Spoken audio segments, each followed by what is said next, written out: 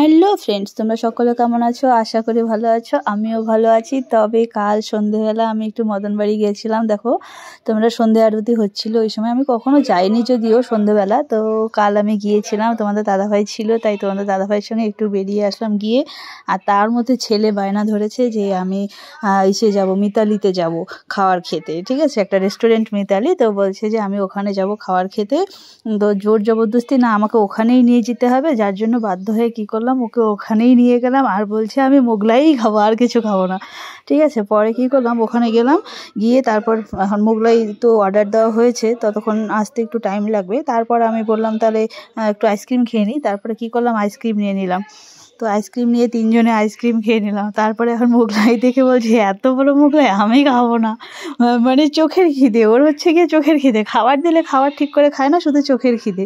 তো যাই হোক, তোমাদের দাদাভাইয়ের সঙ্গে কাল একটু ঘুরে আসলাম, ভালোই লাগলো।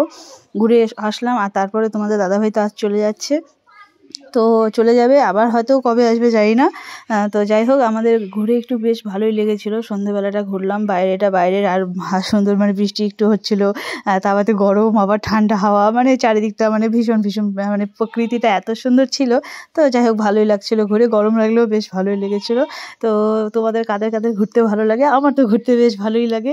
তো তোমরা একটু জানিও। তো দেখো, তারপর আমরা কিন্তু খাবার খেয়ে নিয়ে আমরা তারপর বেরিয়েছিলাম, একটুখানি ভিডিও করেছিলাম, জাস্ট একটুখানি, বেশি ভিডিও করতে পারিনি, আর অত রাত্রি হয়ে গেছে।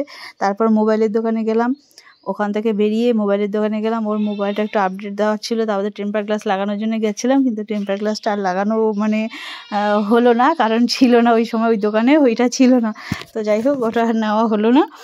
তারপর আমরা কি করলাম, খাবার খেয়ে বেরিয়ে ওখান থেকে মোবাইলের দোকানে গেলাম, ওখান থেকে বেরিয়ে তারপরে আমরা চলে এলাম, পরে চলে এসেছি বাড়িতে।